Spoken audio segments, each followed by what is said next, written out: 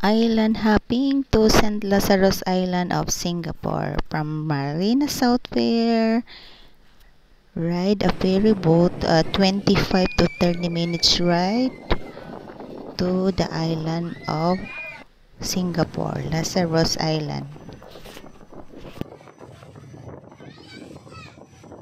Sailing in a lovely day. Since it is holiday, Labor Day in Singapore, so we have a short escape to relax and unwind.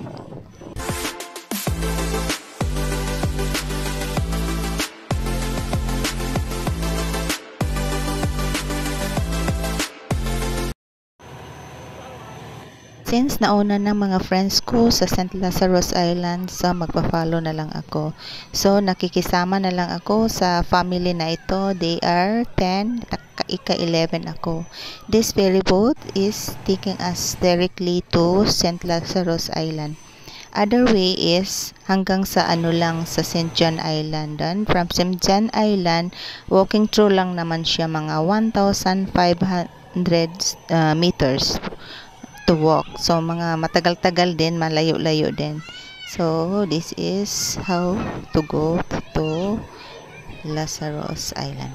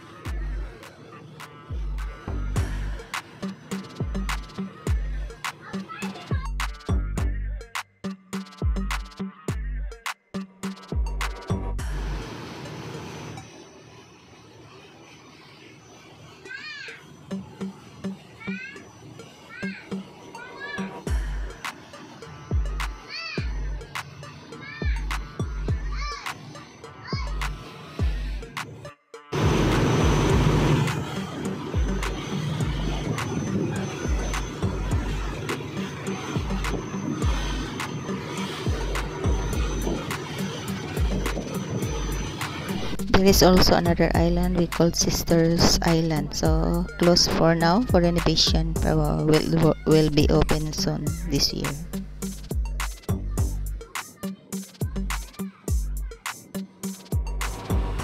And now we are approaching to St. Lazarus Island. St. Lazarus Island is lang din siya, medyo adjacent lang din siya sa St. John Island. Malapit lang siya, isang dalawang liko ng ferry boat lang din.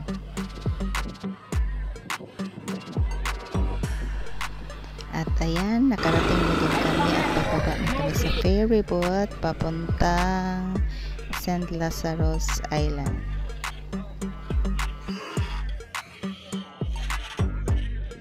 Such a lovely day today.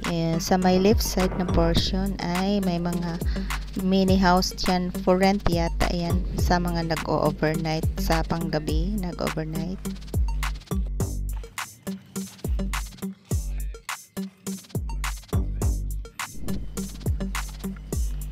Ito yung convenience store nila. May mini store din sila. Van type lang. And this is going to the beach.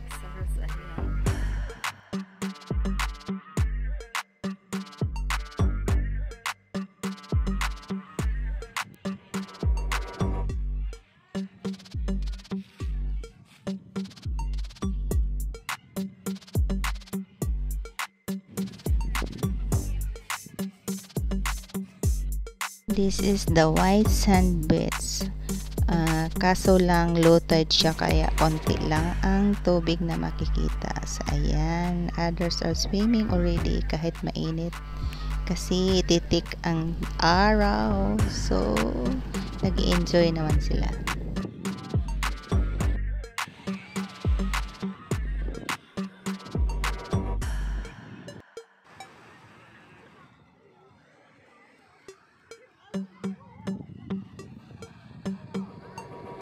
Ayan guys, may mga cottages din siya doon banda sa unahan. Pero I don't have idea kung magkano yung renta dyan per cottage.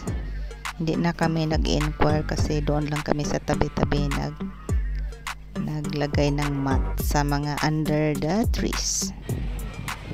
Ito yung surrounding, greenery, daming ano. Tapos ito, ang ganda, diba? May mga yate diyan, yacht.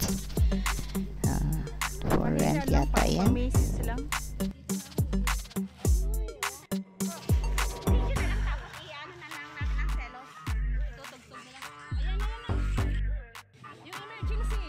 And these are my crazy set of friends. Ayan, nagsasaya lang naman kami patanggal ng stress, kaya nagkumain, nagsayaw, nagrelax, and yun lang ang ginagawa namin dito.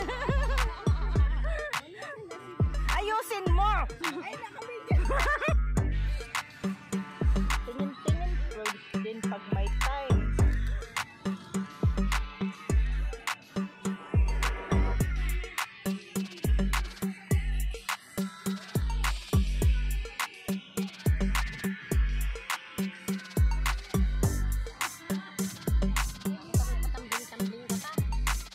At dahil nagdala ako ng nail color nag-cutex din kami sa aming mga kamay.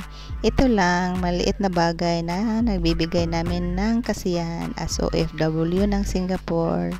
Ito lang yung pampapawi ng aming mga kalungkutan at stress sa buhay. Simple lang ang kaligayahan namin dito sa Singapore. Siyempre, nag-photoshoot din kami. Nag-aurahan ang mga konyang. Diba? Feeling great lang din, diba? Konting bagay na nagpapasaya sa amin.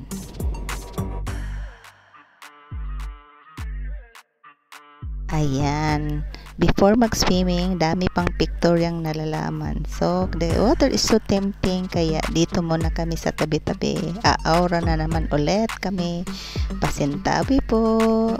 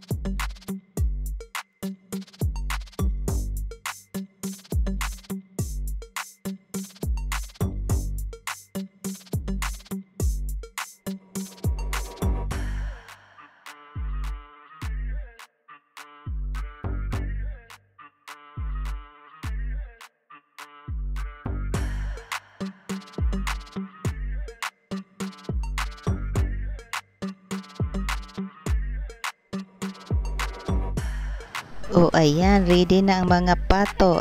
Baby pala na magtampisaw. So, i-splash ang init sa mainit na panahon. Splash the heat. With the heat. Alright, ligo-ligo time. Ligo-ligo din pag may time.